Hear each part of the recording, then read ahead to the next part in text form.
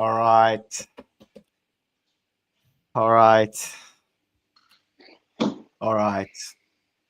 We're back again. Back again. I don't want to be back again. But here I am with my co-host, Joey 6 times.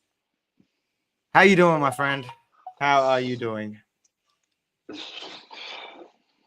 Feel like calling Not the a good police week? after that robbery, mate. Really? Oh, robbery at Goodison, is it? Robbery. The robbery. 100% robbery at Goodison. Michael Oliver robbery, man. But you know the culprit? Arrest the man. Michael, he's going straight into it. He's diving deep without even letting us eat the entrees. Fair enough. Fair enough. Look, jokes aside, there's a lot to talk about that game. Obviously, a lot. Not just with the controversy, just everything building up to that game. You know what I mean? You know the whole Goodison, the last game at Goodison, blah blah. You know, there's a lot to unfold. There's a lot to unpack. Let's just go straight into it. Go. Everton v Liverpool.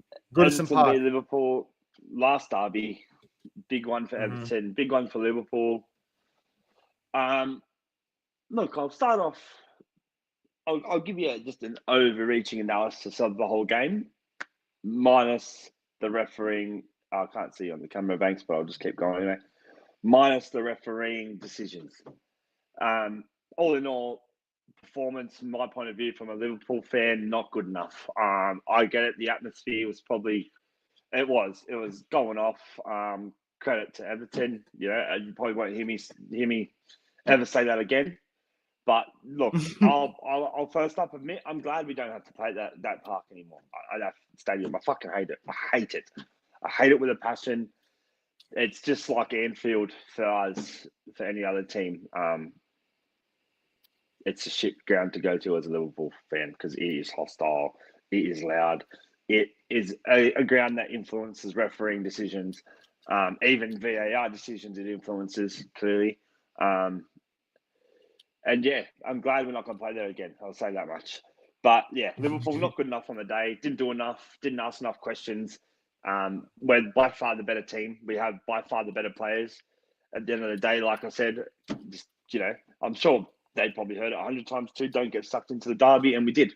We did. Everyone did. Coach did. Everyone got sucked into the madness.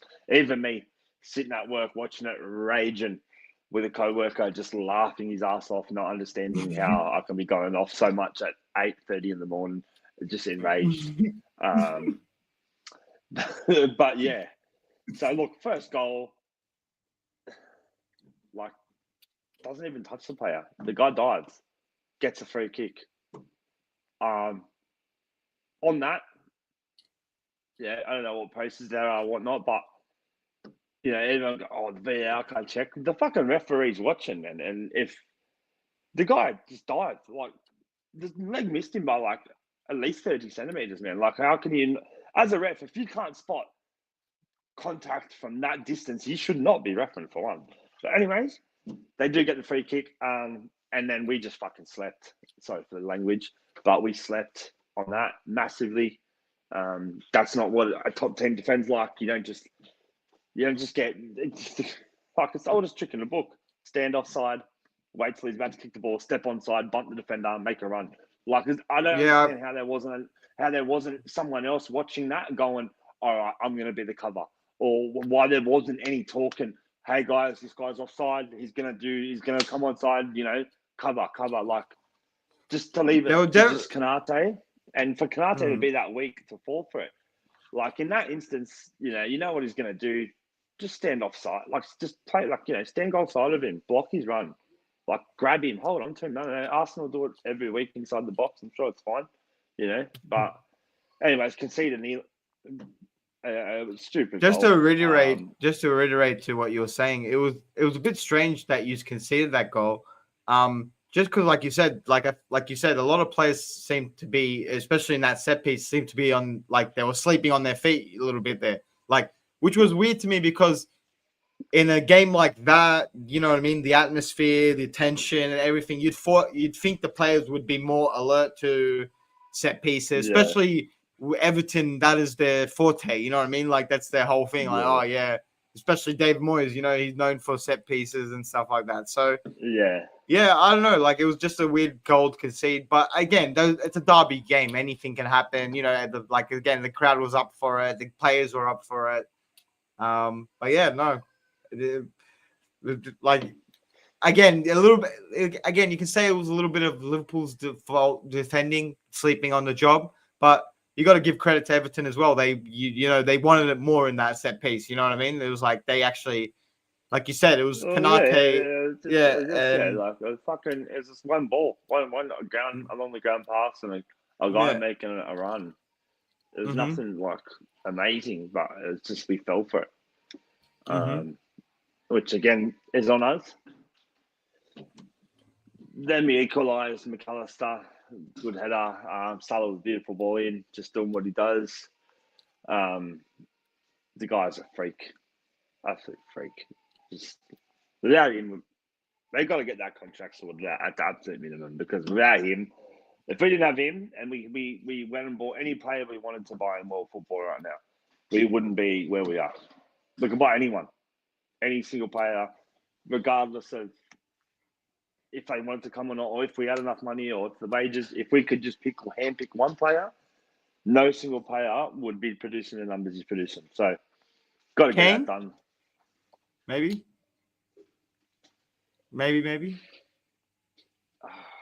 In this Liverpool team, I don't know. I reckon he'd pop off. I mean, Kane would pop off anyway. Would. To be fair, I'm not disregarding. I'm not disregarding Salah, but you can put Kane in the mix because he puts great numbers in. Position, I'll say definitely in his position anyway. Harry Kane is a freak as well, I will admit. He's scored plenty of goals, the guy. Yeah, I admit, like, especially, and you know what, I gave him more respect when he did that Bayern move and produced, if not the more numbers, you know what I mean, with that Bayern team. Because there was a lot of criticism when he went to Bayern saying, oh, is he going to do the same? Is he going to just be outshunned by all the, like, you know, the players that are at Bayern already, you know what I mean? But no, he seems to be if not one of the star players, you know what I mean? And took over that role that Lewandowski had at the club, you know what I mean? So fair play. No, credit to him. Look, I like Harry Kane. He's a nice guy, but that's not what we're talking. We're not talking about Kane right now, are we? All right, we're talking about fucking the robbery. Anyways, talking about something else. Still, though, going through the game, nowhere near good enough. Didn't create enough chances, and then second half hits. And to be fair, look, I'll admit it, Everton had the better of the chances in the second half. But that's football. Sometimes I've seen Liverpool plenty of times have more chances and the better chances, and still is a football game. So we find a way to go 2-1 up. Great stuff. We look like we're shutting the game out well. 5 extra minutes at a time are added on, as everyone's probably aware. First of all, look, 2 Everton players run into each other. They go down for, I think it was like 55 seconds. Game gets started again. Salah goes down the other end, doesn't get a free kick. They pretty much get the ball, go up the other end, shoot the ball down. Weak defending from Trent to not stop the ball coming in. Ridiculous defending. I will straight up admit that before anything other decisions happen. I will admit that. That was ridiculous. If we had Conor Bradley on the field still, that ball wouldn't have got in there. As good as Trent is, you've seen it when he come on. He's just like he just doesn't have the hunger in the tackle, the hunger to want to stop someone, the hunger to just keep chasing someone down. He kind You reckon he's got one eye on Spain? But he's probably got one eye there. Like, he probably does.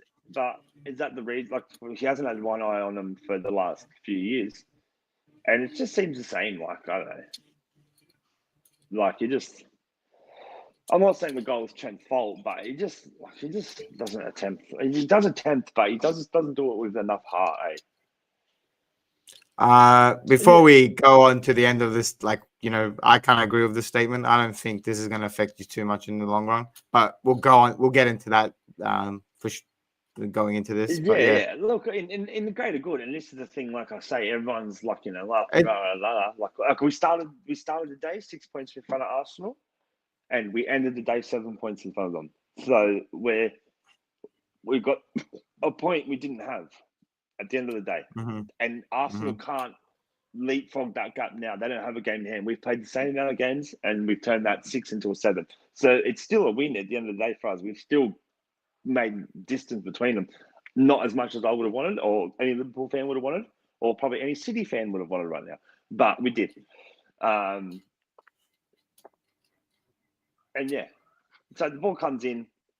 Kanate is going to win the header, and he gets pushed in the back. The player's not attempting to make any play at the ball whatsoever.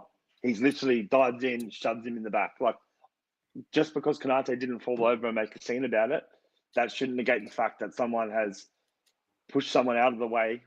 It's a foul anywhere else on the field. See, I agree with that. I agree with that statement, but we've been told even since grassroots soccer, if someone challenges you like that, you got to make a meal out of it. Like, not make them, but you know what I mean. But like, the thing is, if you look at the rest of the not the dive, during but that game, look at Salah went down the other end and a stonewall free kick, but like the most blatant free kick you'll ever see, and he waves for it, waves his hands up and down, doesn't get it. So, who knows if Kanate is just like, and as well, you can't say that like maybe Kanate was just like, I'm just going to try and stop it instead of going down and flopping down on the floor.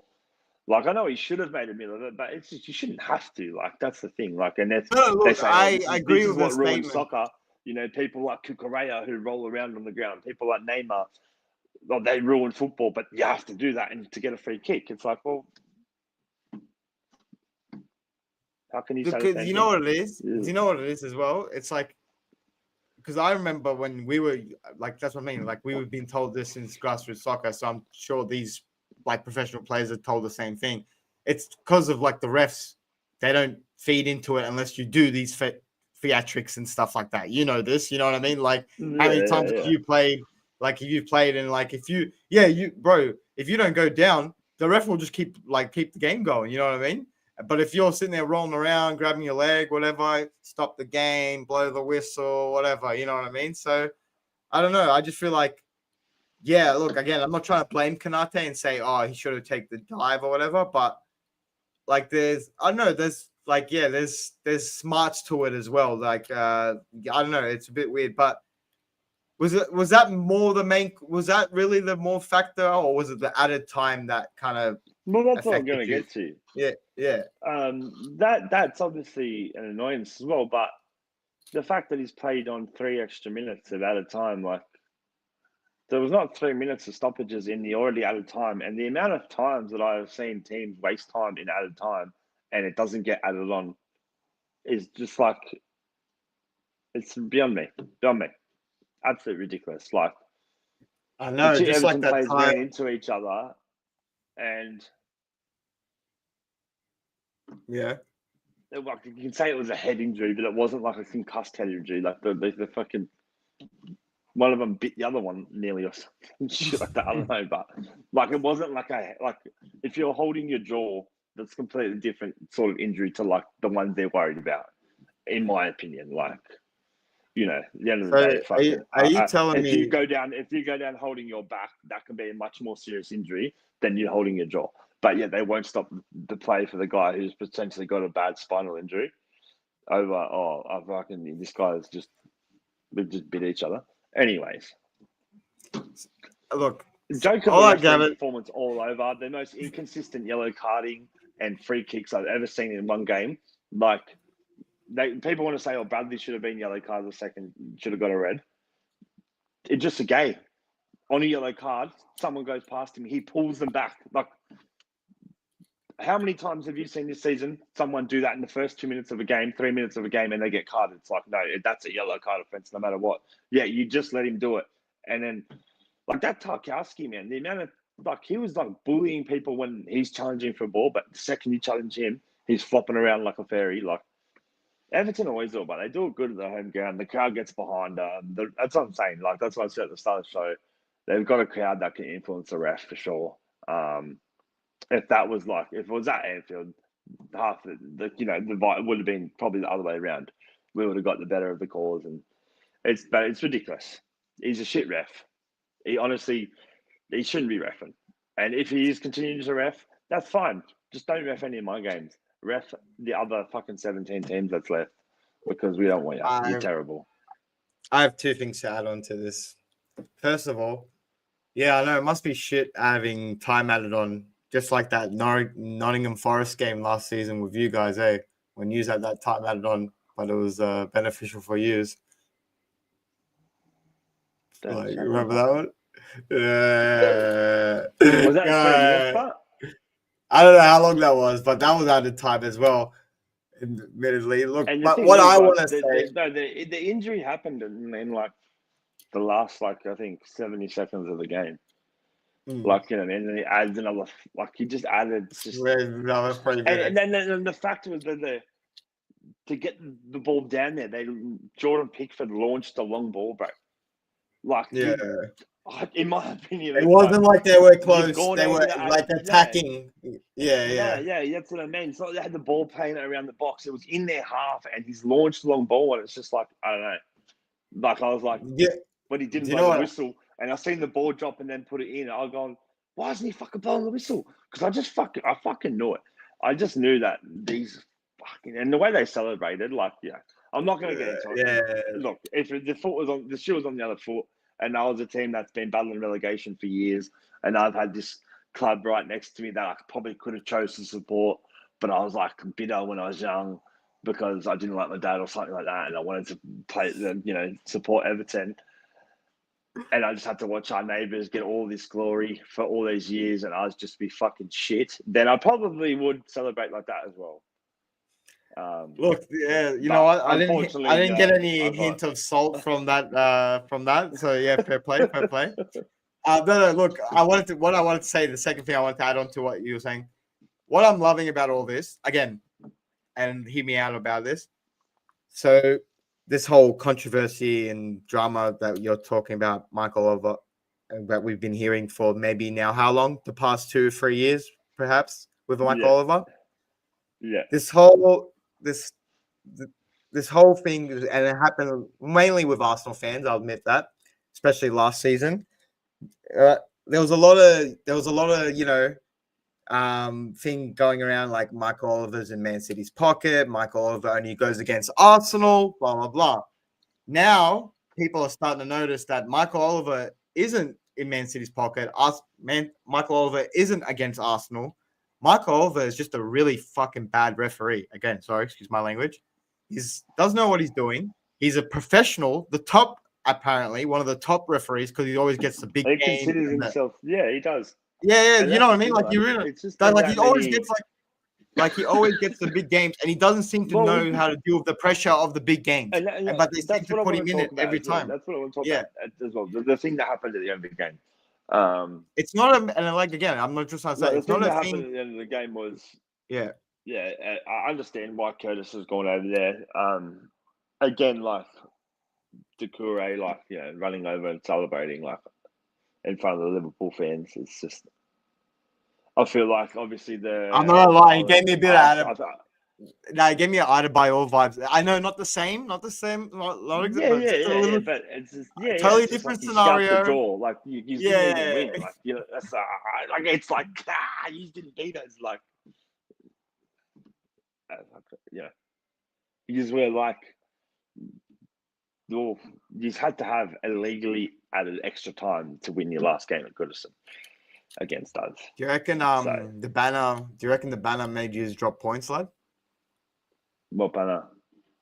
Apparently, I don't know if you saw, your fans had a banner out saying something like, it's going to be easy to move an empty trophy cabinet or something like that. At least an empty trophy cabinet's easier to move. Well, since 1995. So. Was that the last time they won something? That's the last time they won something? Yeah. I was 3 years old. I was 2 years old. That's insane. Since 1995. We're really showing our age here on this pod tonight.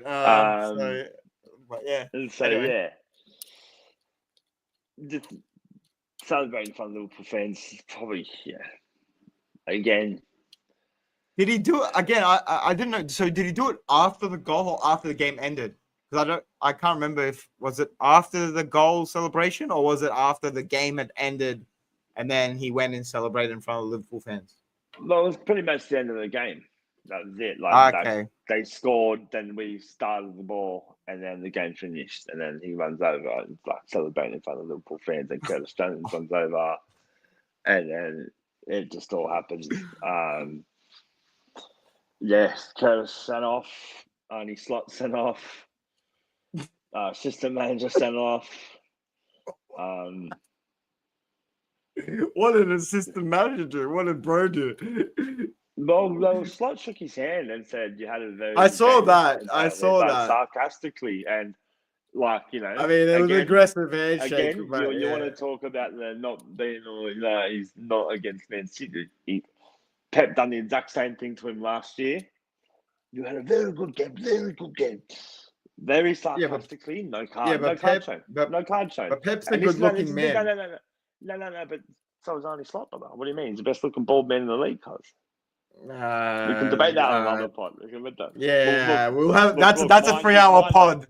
That's a 3-hour pod for another day. All right, mine didn't just get divorced, brother. Look, you know what they say: a light shines at its brightest when it's blooming dough. So who knows? But at the end of the day, he wasn't the most sexiest man in Spain for 10 years in a row for no reason. But each to their own.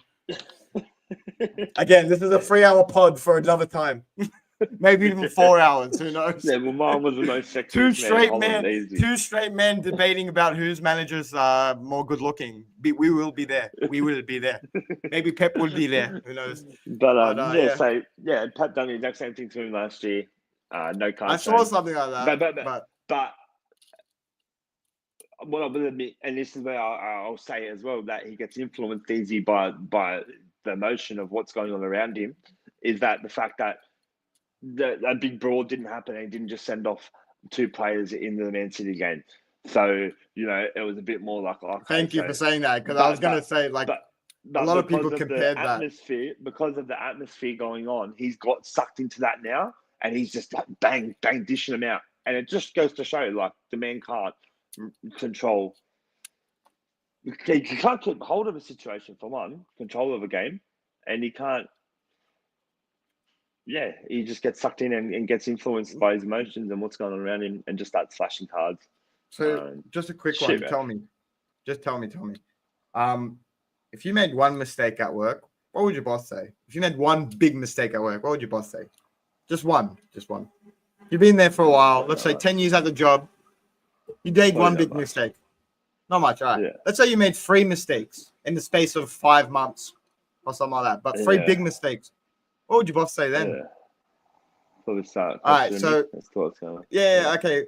Well, all right. So in referees' eyes, why do they get a paid week off or just get sent down to the championship for a week so no one can get their eyes on them? He got in trouble recently, didn't he? Didn't he get a break given to him? And one of the first games he got a break, but went down to the championship so people wouldn't have their eyes on him anymore and get the attention of him. But still got paid the full wages, everything like he was a Premier League referee, which is insanity. Yeah, that's insanity. But then one of the first games when he comes back is the Merseyside derby. Who's rostering this shit? They're just going watch this absolute. Man United legend is rostering all this. Do you know what I'm talking about? Howard Webb, the GOAT of Man United. Hey, wait, was that his name? The ref? Yeah. I thought I watched it. It was a grog. Oh, bro. When I used to see him and Fergie talking, I was like, "Well, GG's. Oh, this game's over." Yeah, they're smiling. They're laughing. They're laughing before this game. They're like, "I don't know, it's over." Yeah. Thanks for the Rolex. I want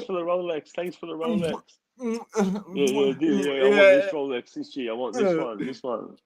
My God, no, don't get me started. But no, he's in charge. As you know, he's in charge of the referees, and it's insanity. They just look after their mates.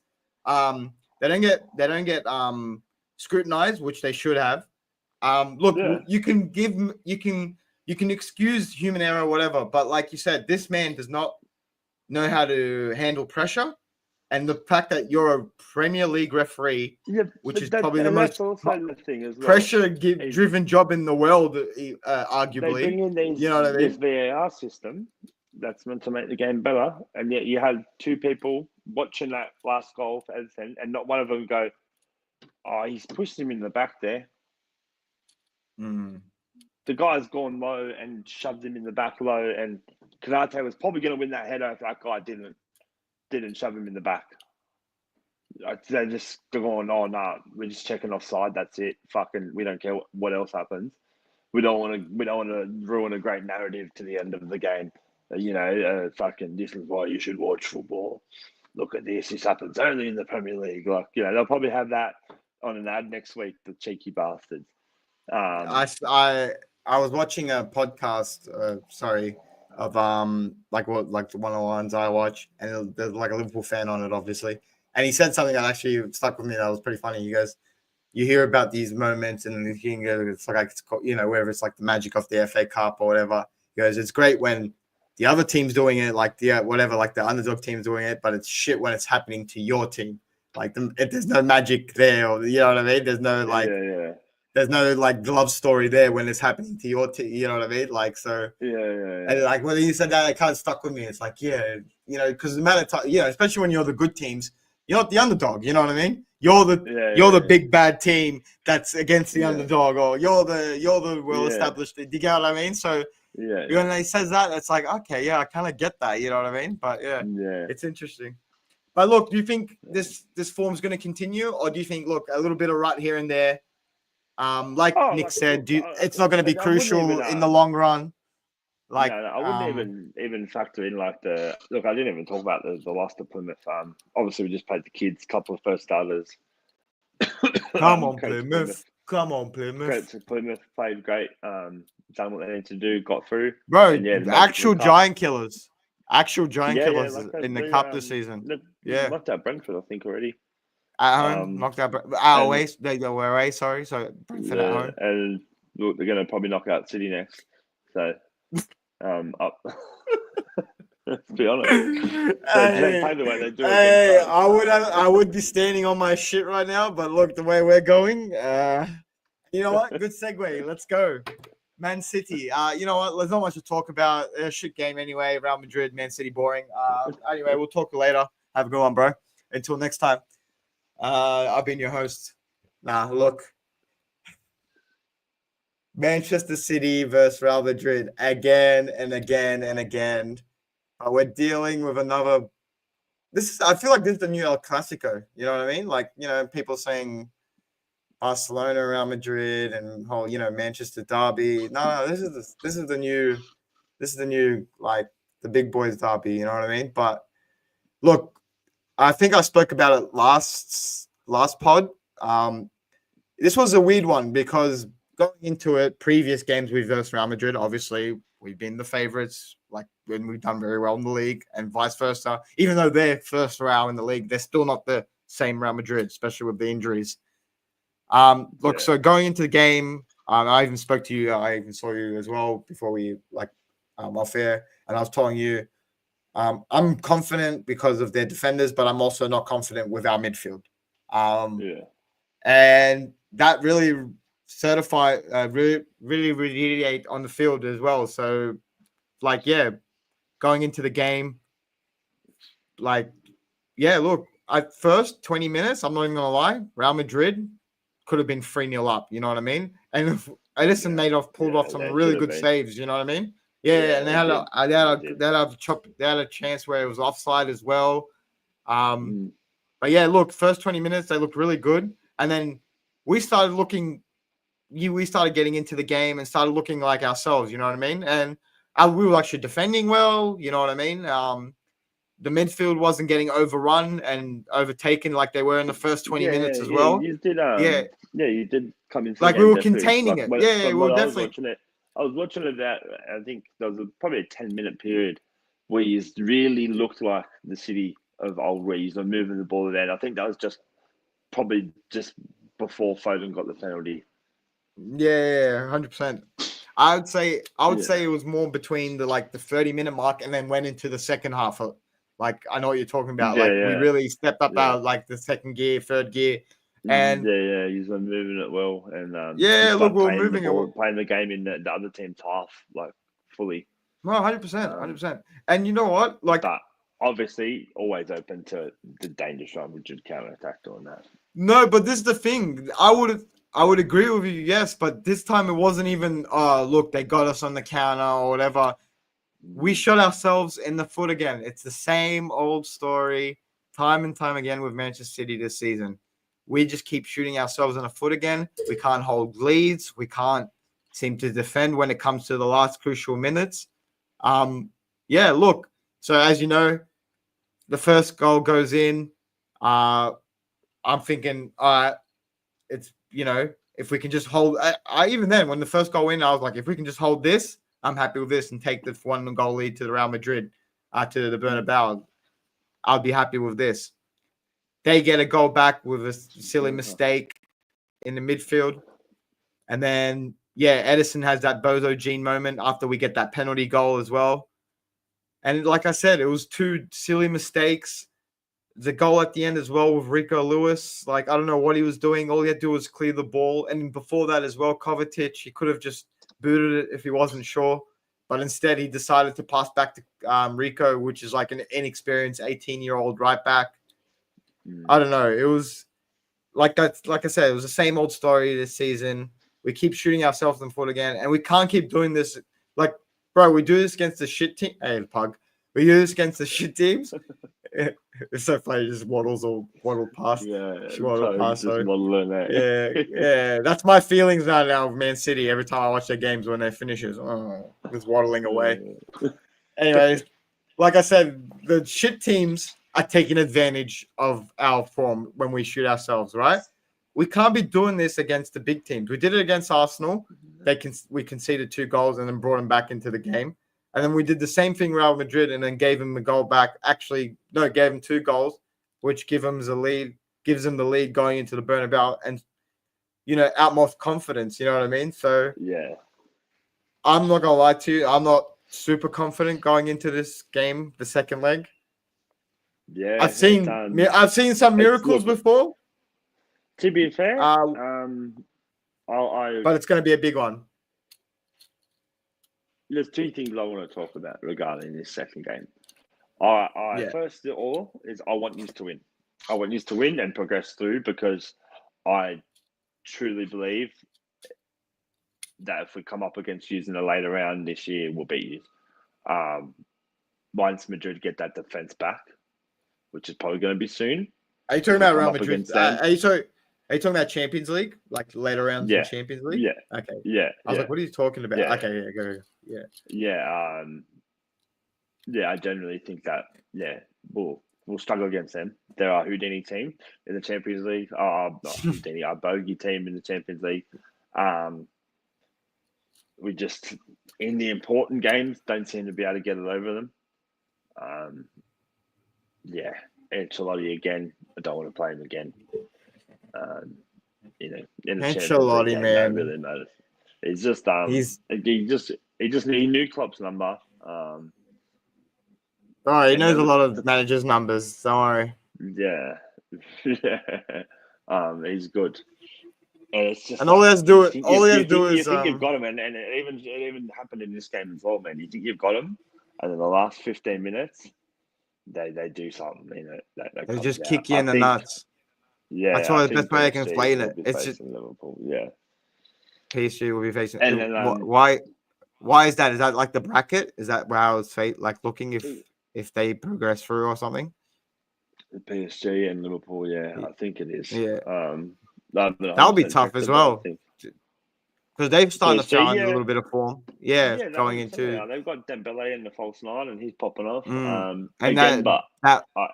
do think we're a better team than them. Especially over 2 legs, you can beat. Over 2 legs, you should be able to beat them. The thing is, like in a one-off, anything can happen. Yeah, but over 2 legs will be. Yeah, I think we'll beat them. And as well, the thing is they've got a lot of pressure jumping, like because there's a lot of pressure on them to win a Champions League. Probably not as much now as there was been in recent years because they don't have the marquee of player anymore. But there's definitely still pressure on that club with the amount of money invested into it over the years. There's a lot of pressure on the players' shoulders in the Champions League, and I feel like if they were to come up against those, I feel like, if they do come up against those, I do feel confident about progressing against them. Well, you'd have the home field, or not the home field advantage, but the second leg home field advantage, I should say, which is actually crucial, as you know, in these Champions League legs.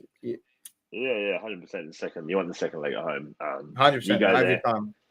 Yeah, try and snatch the draw. Benitez was great at that. It was great at that.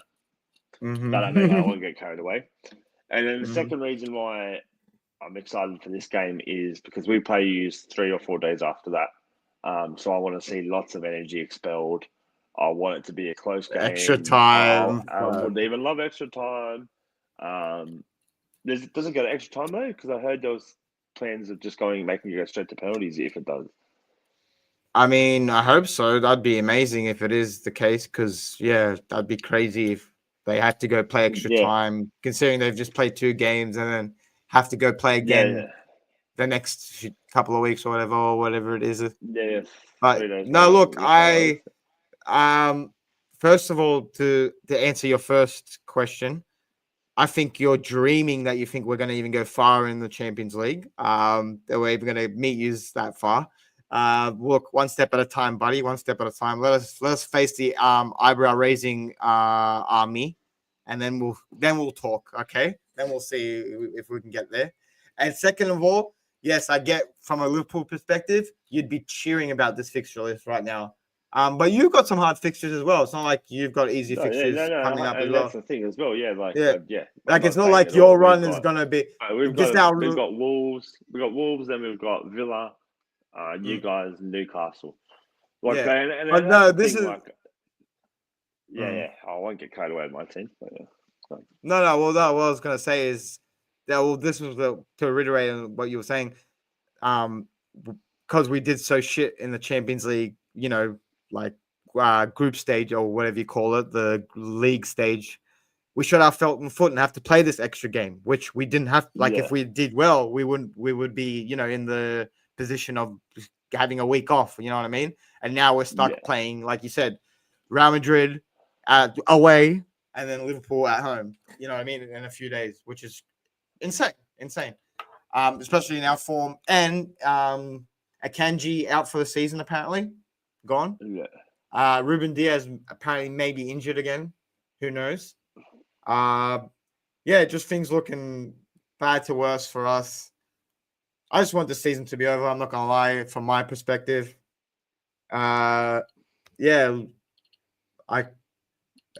not fun. It's been a while since I felt like this. I'm not gonna lie to you, but we move. The future's bright. One thing to add on, I don't know if you saw.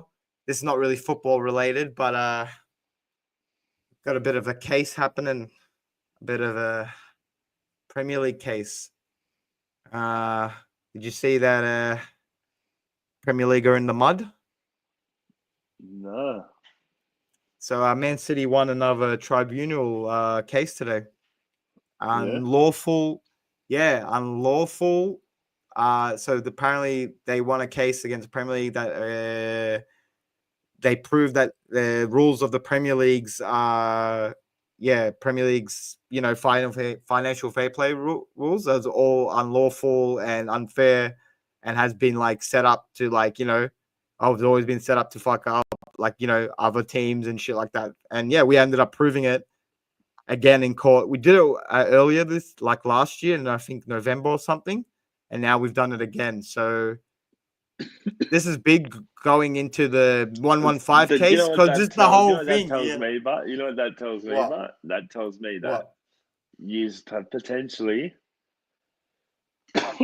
broken the rules, and now Yusuf's come out and said before they can get that out, use a sneaky dogs.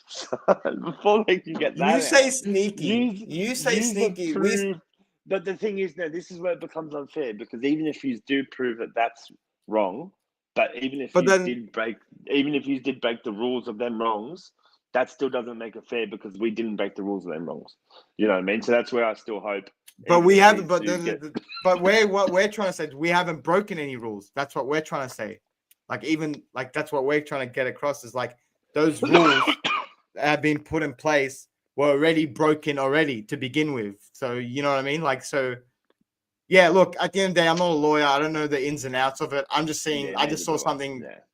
I just saw something like that, and I was like, look, in this dark, dark season, there's a little bit of shining light. Yeah, you call it shifty, I call it a win in the law in the eyes of the law. You know what I mean? I just hope Michael Oliver's had a hand in something in there and he gets done and fucked off.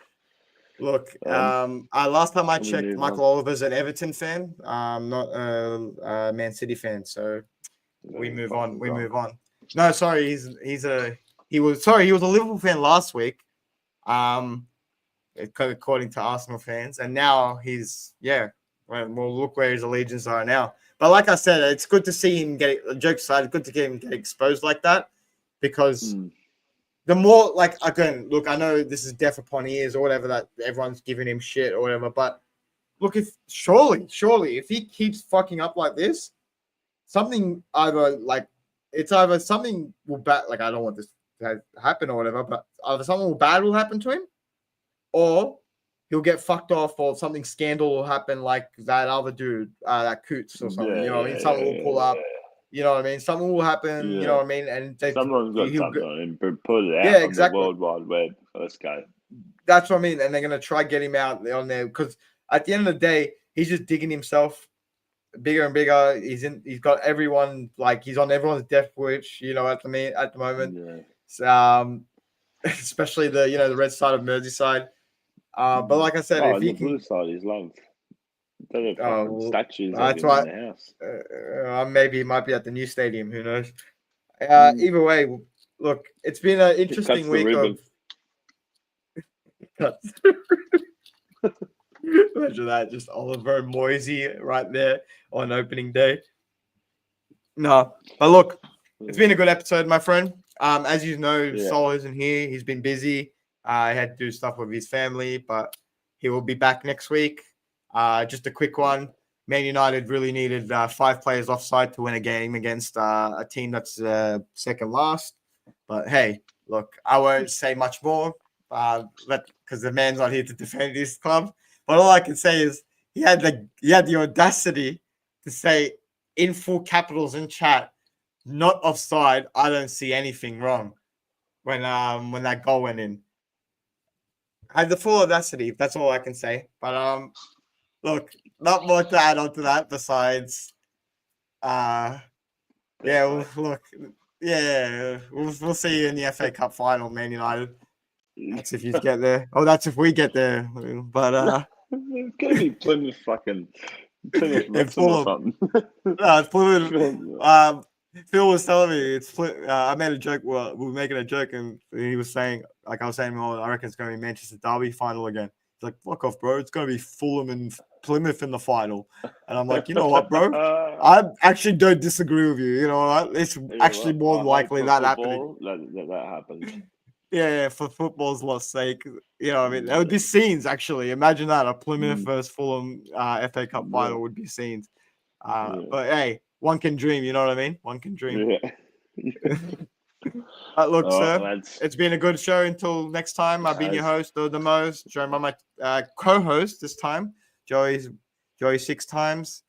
Come join us. We're about to go live. Oh, wait, I don't know if Sol's going to go live. If not, we'll be on next week. Peace in the Middle East. See yous.